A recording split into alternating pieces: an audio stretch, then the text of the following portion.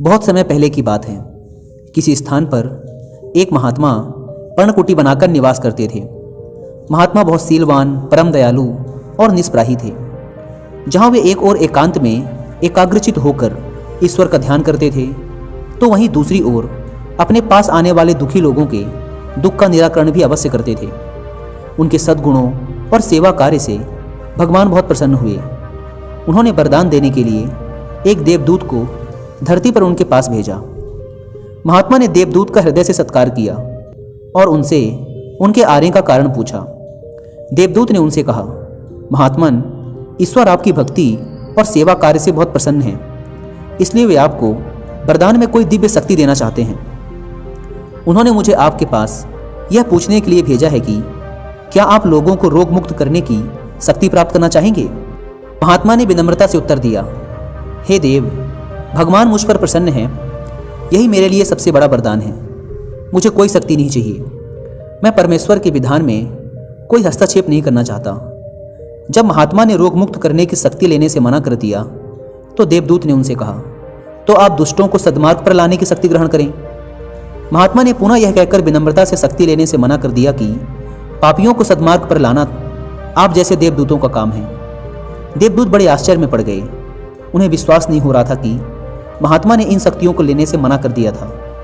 वे उनकी भक्ति भावना और अनासक्ति से बड़े प्रसन्न हुए। उन्होंने महात्मा से कहा, हे महात्मन, आपने तो मुझे बड़े संकट में डाल दिया है। ईश्वर की आज्ञा अनुसार मैं आपको कोई शक्ति दिए बिना वापस स्वर्ग नहीं लौट सकता।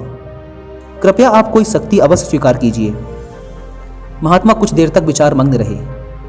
फिर उन्होंने देवदूत से कहा, ठीक है, अगर आप मुझे शक्ति देना ही चाहते हैं तो यह वरदान दीजिए कि भगवान मुझसे जो भी शुभ कर्म करवाना चाहते हैं वे बस होते चले जाएं।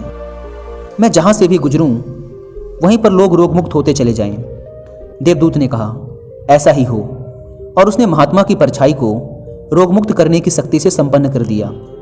फिर वे वहाँ से चले गए। इधर महात्मा जहाँ भी जाते वहीं लोग स्वस्थ होते चले जाते। ना तो महात्मा को और ना ही लोगों को कभी यह पता चल पाया कि कैसे उनके कष्ट दूर हो गए। महात्मा को कभी इसका बोध नहीं हो पाया कि वह ईश्वर के कितने करीब थे। सेवा तभी सच्ची कहलाती है जब सेवा करने वाले मनुष्य के मन में जरा भी अभिमान ना रहे। एक मशहूर कहावत है कि जब दान दिया जाए तो उसे इस तरह दिया जाए कि दूसरे हाथ को भी पता ना चले। अभिमानी रहते सेवा संभव नहीं है। जो सेवा के बदले नाम की चाहत रखता है वह कभी सेवा कर ही नहीं सकेगा, क्योंकि कृतज्ञता का गुण प्रत्येक मनुष्य में होता ही नहीं, और प्रशंसा ना मिलने पर वह सेवा कार्य छोड़ बैठेगा। याद रखिए, सहानुभूति, दया और उदारता के बिना सेवा संभव नहीं है। महात्मा गांधी ने भी कहा था, जो मनुष्य जाति की सेवा करता है वह ईश्वर की ही सेवा करता है।